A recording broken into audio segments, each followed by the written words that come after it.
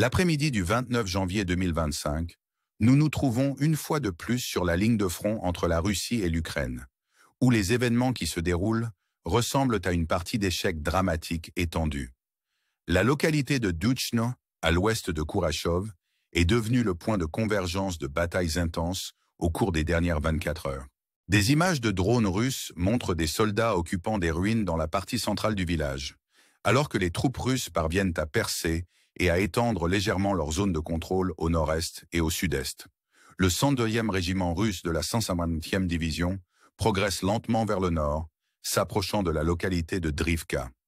La 114e brigade russe se trouve à 900 mètres de la route stratégique Tinel 515. Leur progression à travers deux étendues de forêt dans cette direction a atteint une ligne de forêt au bord d'une petite gorge, marquant un gain significatif de 1,8 km. Les groupes russes tentent de sécuriser la section nord de la route, ce qui pourrait renforcer leur présence dans la région. La ligne de front continue d'être mise à jour en faveur de la Russie, qui gagne du terrain. Au sud de Nadivka, la 90e division russe consolide son emprise sur les champs et les jardins, progressant jusqu'à 1 km vers le sud. Pendant ce temps, dans la partie sud de Novandrievka, où de nouveaux développements sont attendus demain, l'armée ukrainienne a réussi à stabiliser le front au sud de la ville de Pakrovsk. Ici, l'avancée russe ralentit sensiblement, avec peu de succès signalés dans la localité de Svivrov. Juste au sud de Pisan, cependant, les troupes russes ont avancé de 500 mètres, ajustant la ligne de front en leur faveur. Dans la partie occidentale, aucune nouvelle mise à jour n'a fait surface, mais à Kotlin, l'infanterie russe continue de consolider ses positions. Dans la partie orientale du Dakhne, les rapports des blogueurs militaires russes suggèrent des efforts renouvelés pour sécuriser la zone, conduisant à des escarmouches dans la zone grise. Dans la sphère d'activité des 5e et 110e brigades russes, l'approche de la route T-054 est lente mais régulière. Ce mouvement stratégique a permis aux forces russes de sécuriser des zones forestières et d'avancer jusqu'à 1,2 km au nord-ouest, directement à l'ouest de Baranivka. La ligne de front a également été modifiée, l'infanterie russe occupant désormais des positions pour lancer une éventuelle attaque sur le village de Verndruch, dans le but de contrôler la route Tinel 504. L'importance de cette route ne peut être surestimée, et les efforts russes se concentreront probablement sur l'occupation du village dans les jours à venir. Des rapports font état d'une activité russe accrue à l'intersection de la route Tinel 504, signalant des gains territoriaux potentiels. Dans la ville de Tetsk, un ajustement mineur a été observé, avec des images de drones ukrainiens montrant des tirs d'obus russes à la frontière nord. La présence des forces russes dans les ruines des dernières maisons est confirmée, alors qu'elles poussent plus au sud, élargissant leur zone de contrôle. Ce déplacement de la ligne de front souligne la nature dynamique du conflit. Au-delà des opérations terrestres, les forces armées ukrainiennes ont lancé une importante attaque de drones contre la Russie la nuit dernière, ciblant diverses régions avec plus de 100 drones. Le ministère russe de la Défense a indiqué avoir intercepté 104 drones ukrainiens dans 9 régions, la majorité d'entre eux ayant été abattus au-dessus de Smolensk, Bransk et Kursk. Cependant, toutes les menaces n'ont pas été neutralisées, car l'Ukraine continue de cibler l'infrastructure énergétique de la Russie. Hier encore, des discussions ont eu lieu au sujet de l'attaque de l'une des plus grandes raffineries de pétrole de Russie, située dans la ville de Ran, et aujourd'hui, l'Ukraine a jeté son dévolu sur une autre grande raffinerie de pétrole dans la région de l'oblast de Norgo. Située à l'est de Moscou, au sud du centre de l'oblast Niche, Inovgero, dans la ville de Gzovo sur la Volga, cette raffinerie a été la proie des flammes suite à une attaque de drone. Le groupe Lukoil a confirmé le déclenchement de l'incendie, les autorités locales indiquant que la chute de débris était à l'origine de l'incendie. Bien qu'aucune victime n'ait été signalée, cet incident marque une nouvelle escalade dans le conflit en cours. Dans la région de TW, un objet militaire aurait été attaqué, le 23e arsenal d'armes de la région d'Akhziabersky ayant été touché. Malgré l'attaque, aucune munition n'était présente à ce moment-là, mais 3 bâtiments ont été endommagés. Cet arsenal avait déjà été visé en décembre 2024, ce qui avait entraîné la détonation de munitions. Dans la région adjacente de Smolensk, des débris d'un drone abattu ont été retrouvés près d'une centrale nucléaire, ce qui laisse penser qu'elle a pu être prise pour cible. Heureusement, la centrale n'a pas été touchée. Alors que les tensions persistent, les raids aériens ukrainiens coïncident avec les attaques aériennes russes sur le territoire ukrainien. Les forces russes ont déployé 57 menaces de type Shahid 136, ainsi qu'un missile balistique Iskander-M en provenance de Crimée. L'armée de l'air ukrainienne a intercepté 29 menaces, 14 drones factices s'étant écrasés, tandis que les activités des autres drones restent floues. Les rapports ukrainiens font état de frappes potentielles à Odessa, Kharkiv, Sum et Kiev, touchant des infrastructures civiles. Un missile balistique a touché Mykolaïev, faisant 2 victimes, mais la cible précise reste inconnue. À Tcherkass, une panne d'électricité s'est produite, probablement en raison d'une frappe sur l'infrastructure énergétique. Alors que ce conflit complexe se poursuit, nous nous efforçons d'apporter clarté et compréhension. Si vous avez trouvé ce rapport intéressant, n'hésitez pas à aimer notre chaîne et à vous y abonner pour rester informé. Jusqu'à demain soir, nous vous souhaitons une nuit paisible. La danse complexe des manœuvres militaires et des stratégies géopolitiques continue de se dérouler dans le vaste paysage de l'Europe de l'Est. Chaque jour, la situation évolue, apportant de nouveaux développements et des ajustements aussi imprévisibles que stratégiques. Aujourd'hui, nous nous concentrons sur les événements qui se déroulent sur le terrain, où les forces russes et ukrainiennes sont enfermées dans un concours de volonté et de puissance aux enjeux considérables. L'air est tendu, chargé de l'anticipation de ce que pourrait être le prochain mouvement, comme si nous étions des spectateurs dans un grand théâtre de guerre. Les avancées russes, marquées par l'occupation stratégique de zones clés, révèlent une poussée calculée vers le territoire ukrainien. Le village de Duchne témoigne de l'évolution de la situation. Les forces russes ont réussi à s'implanter au milieu des ruines, repoussant chaque jour un peu plus les limites du contrôle. C'est un témoignage de la nature fluide du conflit, où chaque gain est une victoire durement acquise dans une bataille plus vaste et plus complexe. Alors que le 102e régiment russe et la 114e brigade poursuivent de leur progression vers le nord, ils ont les yeux rivés sur la route stratégique Tinel 515. Cette route représente plus qu'une simple ligne sur une carte. C'est une artère vitale dans la chaîne d'approvisionnement, une ligne de vie qui pourrait potentiellement modifier le flux de ressources et de renforts. Dans les zones boisées à l'ouest de Drivka, l'avancée des troupes russes signifie une consolidation stratégique du pouvoir, un mouvement qui s'inscrit dans une stratégie plus large d'encerclement et de contrôle. Pendant ce temps, dans le sud, les forces ukrainiennes font preuve de résistance et d'ingéniosité, parvenant à stabiliser le front près de Pakrovsk face à une pression croissante. Les efforts déployés par les militaires ukrainiens pour ralentir l'avancée des Russes témoignent de leur détermination et de leur capacité d'adaptation face à des forces écrasantes. À Svivrov, l'impasse persiste, aucune des deux parties ne pouvant revendiquer un avantage décisif. Cette impasse est à la fois un défi et une opportunité, un moment de pause qui pourrait faire pencher la balance de manière inattendue. Juste au sud de Pisan, les troupes russes ont progressé de 500 mètres, un gain apparemment minime, mais qui a des implications significatives sur le paysage tactique général. Les lignes de front changeantes, marquées par la transition des zones grises aux zones rouges, servent de représentation visuelle de la nature dynamique et en constante évolution de ce conflit. Chaque ajustement, chaque nouvelle position raconte une histoire de détermination, de sacrifice et de prévoyance stratégique. Dans des zones comme Kotlin et Oudakhny, les forces russes continuent de consolider leur position, préparant le terrain pour de futures offensives potentielles. Les rapports des blogueurs militaires russes soulignent les efforts en cours pour sécuriser la partie orientale du Dakhné, où la zone grise reste un champ de bataille contesté. C'est un endroit où le brouillard de la guerre est le plus palpable, où les frontières entre le contrôle et le chaos s'estompent et se déplacent chaque jour.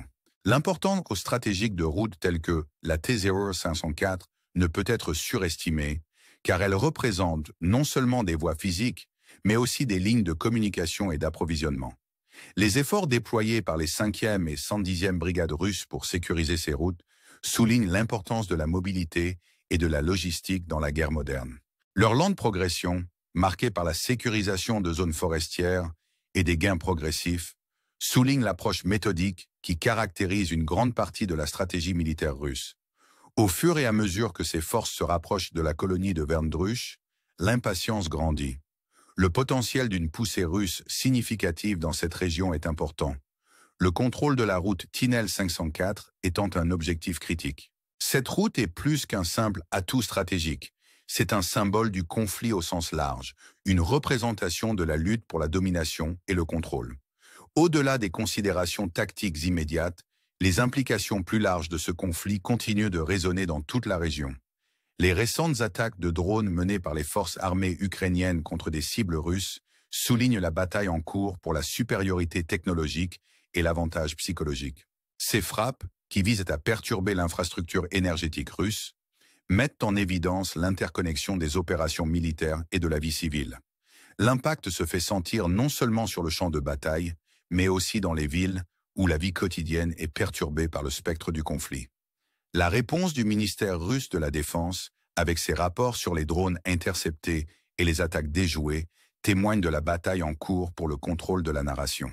Il s'agit autant d'une guerre de l'information que d'une confrontation physique, chaque camp cherchant à façonner les perceptions et à soutenir le moral des troupes. L'interaction dynamique entre ces éléments ajoute des couches de complexité à une situation déjà complexe, où la vérité et la perception sont souvent entremêlées dans une danse délicate. Alors que nous nous tournons vers les jours à venir, les questions demeurent. Comment ces développements façonneront-ils l'avenir? Quelle sera la prochaine étape dans ce jeu de stratégie et de survie aux enjeux considérables? Telles sont les questions qui trottent dans la tête de ceux qui observent de loin et de ceux qui vivent au milieu de tout cela. Nous vous invitons à nous rejoindre dans ce voyage de découverte et de compréhension, alors que nous nous efforçons d'éclaircir les complexités de ce conflit. Votre engagement, par le biais de likes et d'abonnements, contribue à alimenter notre mission, qui consiste à fournir une couverture perspicace et complète de ces événements cruciaux. Restez avec nous pendant que nous continuons à explorer l'histoire de ce conflit, avec tous ses rebondissements et ses révélations inattendues. D'ici là, nous vous souhaitons paix et sécurité en ces temps incertains. Le conflit en Europe de l'Est est en constante évolution, l'équilibre des forces étant en perpétuel mouvement, influencé par des décisions stratégiques et des manœuvres tactiques. Au fur et à mesure que nous approfondissons les événements, il devient évident que chaque jour apporte de nouveaux défis et de nouvelles opportunités pour les forces russes et ukrainiennes. La danse complexe des opérations militaires est reflétée par les implications géopolitiques plus larges, les nations observant avec un souffle retenu, se demandant comment la situation pourrait évoluer. L'évolution de la dynamique sur le terrain, en particulier dans des zones telles que Duchne et Drivka, témoigne de l'incessante lutte pour le contrôle du territoire. Les forces russes, avec leurs avancées stratégiques, visent à renforcer leur présence et à sécuriser les routes logistiques clés.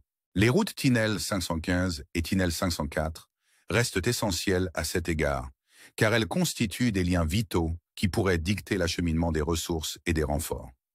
Les batailles menées dans ces régions ne se limitent pas à des gains immédiats, mais s'inscrivent dans une stratégie plus large visant à remodeler le paysage du contrôle.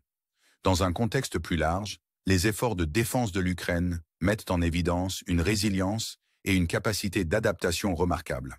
Bien qu'elles soient confrontées à un adversaire redoutable, les forces ukrainiennes continuent de tenir leur terrain, en employant un mélange de tactiques conventionnelles et non conventionnelles pour contrer les avancées russes. La stabilisation du front près de Pakrovsk est une réussite importante, qui reflète la détermination des soldats ukrainiens à protéger leur patrie. Cette résistance est également illustrée dans des zones comme Svivrov, où l'impasse persiste, et à Pisan, où les avancées russes progressives doivent faire l'objet de contre-mesures stratégiques. Au fur et à mesure que le conflit se poursuit, le rôle de la technologie et de l'information devient de plus en plus évident. Les récentes attaques de drones menées par les forces armées ukrainiennes contre des cibles russes soulignent l'importance de l'innovation technologique dans la guerre moderne. Ces frappes ne se limitent pas à des dommages physiques, mais constituent également un outil psychologique visant à perturber les opérations russes et à envoyer un message de défi. La réponse russe, caractérisée par l'interception de drones et une posture défensive, met en évidence la bataille en cours pour la supériorité technologique et narrative.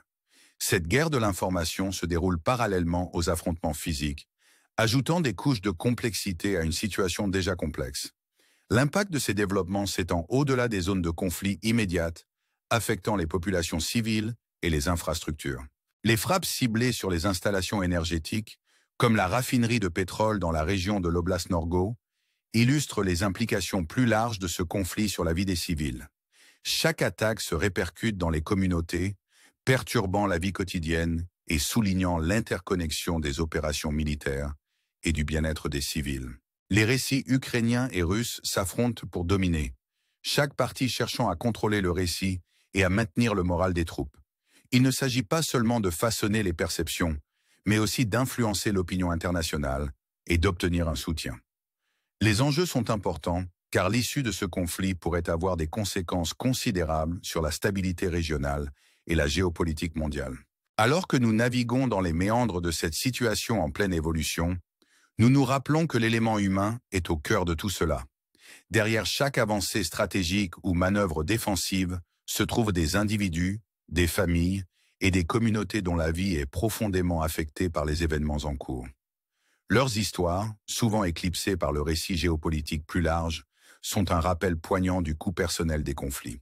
La résilience et le courage dont font preuve ceux qui vivent au milieu de cette tourmente sont une source d'inspiration et un appel à l'action pour ceux qui regardent de loin.